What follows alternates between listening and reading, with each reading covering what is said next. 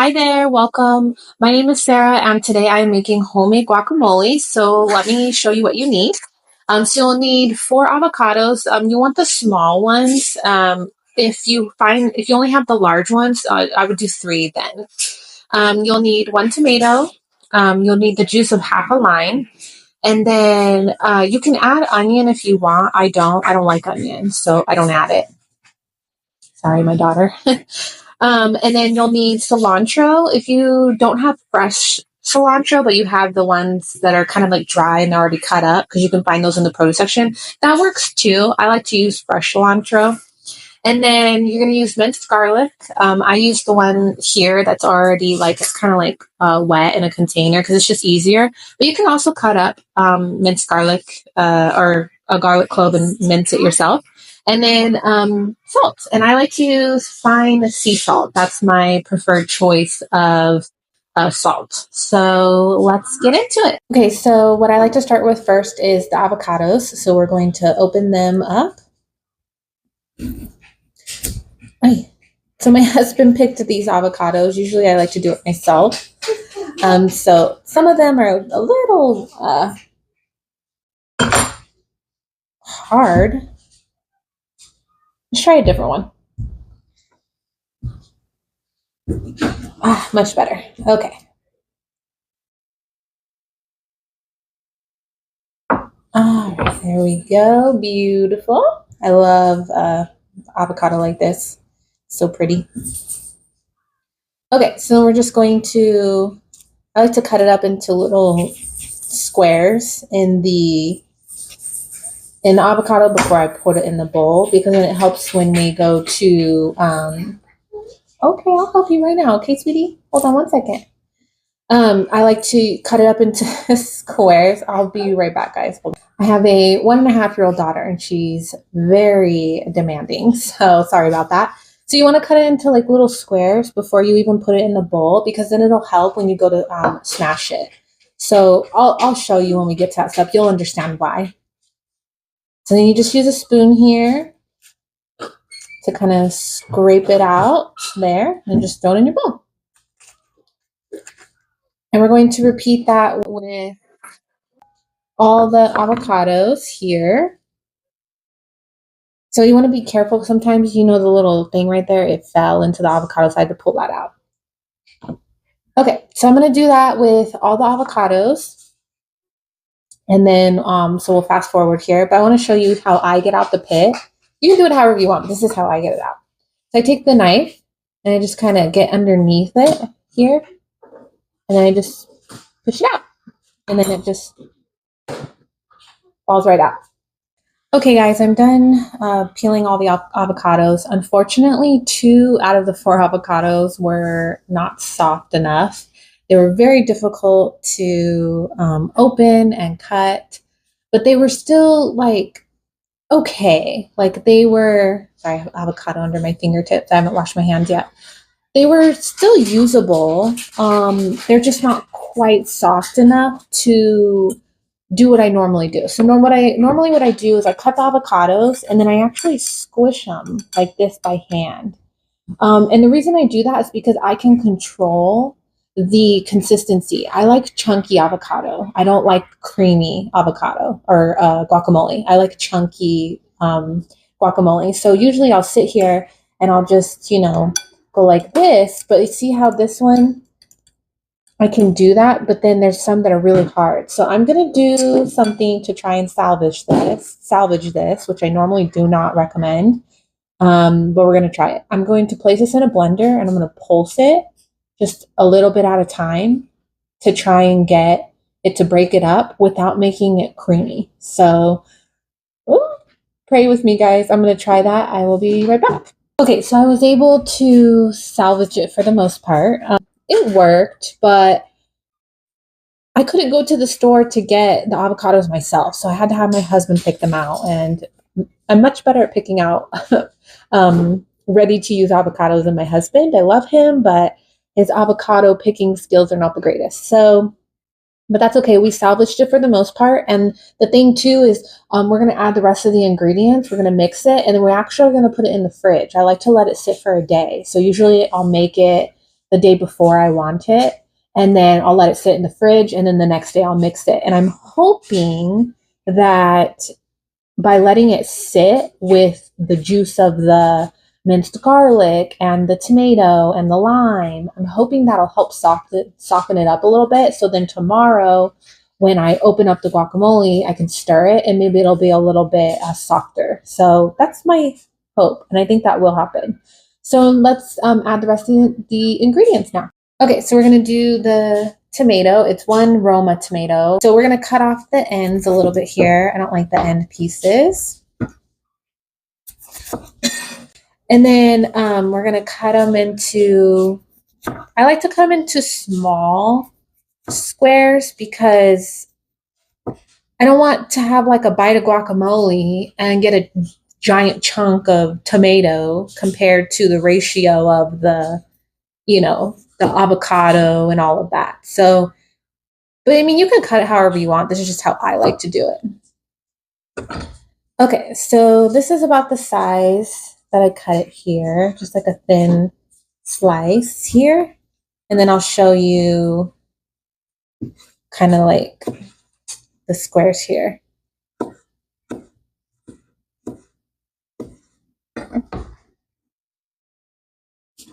Okay. So this is kind of how I cut it up into like little tiny squares like that. Okay, so I'm going to cut these up and then I will show you the next step. Okay, so I'm done cutting up the tomatoes, so we're going to add them to the bowl. Now, I like to add all of the ingredients first after smashing up the avocado, and then I'll stir it. I don't like to stir it each time because when the avocado is normally soft, like I normally get it, every time you stir it, the more it breaks up the avocado and gets away from it being chunky. And when I say chunky, I don't mean like you bite into it and then you have a chunk avocado. Like it should be soft, but you can mash it more if you want. I just like it to be a little more like, let me see if I can get a good, kind of like that. But usually it's softer. So like you still get, well, like little tiny chunks of avocado, but it still tastes good because it's soft. So, okay, anyways. So now we're going to add the minced garlic here. And it's about 3 garlic cloves. So here on the bottle, it'll usually say, it says 1 teaspoon equals 1 clove. You can just use that as a suggestion. I love garlic, so I'm just gonna this is a half teaspoon. So I'm just gonna kind of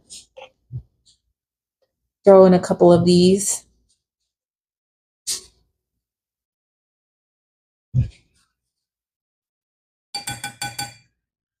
All right, so I just did about 4 half teaspoons. Okay, and then we're gonna do the salt. Now the salt, I recommend if you're doing this for like a bunch of people that are all different with their salt, I would recommend doing less salt than more because the individual person can add more salt to their guacamole if they want to. Less is more when it comes to the salt, I promise you. And then 2, if you're eating it with chips and the chips are super salty, you don't want to like take a bite and the chip's already super salty and then the guac's really salty. You just, less salt is better if you're unsure because you can always adjust that. So it's about a half a teaspoon of salt. So I'm just going to do that. I'm going to add just a little bit more because this is mainly going to be for me and I love salt. Okay. So now I add the lime last. So what we need left to do is the cilantro. So I'm going to do that. I like to just kind of take some chunks here, get rid of the stems, and then I just kind of, I don't know, chop it up the best you can, It's kind of hard cutting up cilantro. Sorry. I'm doing this on a table because I don't have an island in the kitchen, so the table's shaking, so I apologize.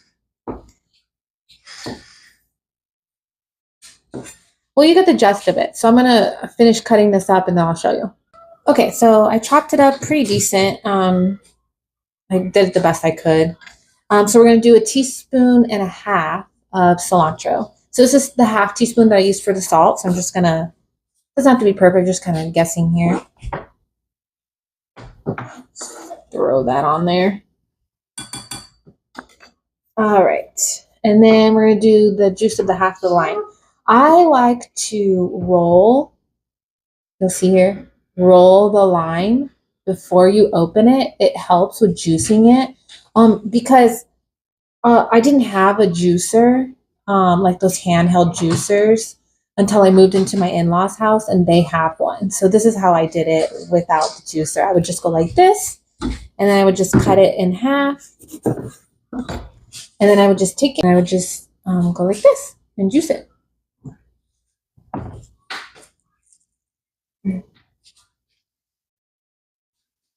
Now, when the I mix it all right now, and I'm going to put it in a glass container to put in the fridge. You can even use just a bowl and some foil on top as well. Just make sure the foil's kind of really capturing it. Now, the reason you want to let it sit for like a day in the fridge is because then all the juices and all the flavors are all going to mix together, and it's going to taste so much better the next day. I promise you. You can even test it. Mix it right now, take a bite, and then let it sit in the fridge for a day, and then try it the next day after you like mix it up. Because you might see some little brown spots, but that's just from the air. When you mix it up, it'll get green again. Because you know how when an avocado gets exposed to the air, it gets to be brown. It's still usable. You just gotta mix the guacamole, but you'll see the difference. I promise you, you will see a difference. My daughter's okay. She just tripped on a pillow. Yes, it's okay. She's very dramatic. Okay, so this is what it looks like before we mix it. So now we're just gonna kind of go through here and mix it. And if you're going to taste test it to see if you need more salt, I would wait till the next day after you let it sit. See, I can even see here some of the chunks didn't get broken up in the blender, so I'll have to do that tomorrow. Okay, so this is what it looks like mixed. I love this guacamole so much. I'm very excited to have some tomorrow. Okay, so now we're going to pour it into the glass container here. You can use whatever container, but I like to use glass containers. So we're gonna just get all that in there. So I like to eat this guacamole with chips and with my, I'm making shredded beef today, which I'm making that recipe video. So this is the guacamole in the container.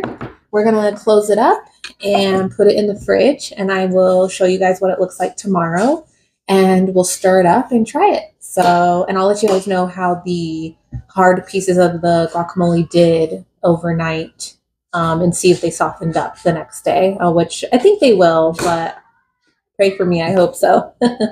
Okay, guys, so this is the next day. So we're going to open this up. I'm going to admit I used a little bit of it last night for my tacos, but it still tasted fine, but it's so much better the next day. Like it even smells better, stronger. So this is what it looks like the next day. And I'm going to see if the pieces are softer, and they are. Oh my goodness. Guys, I was mistaken.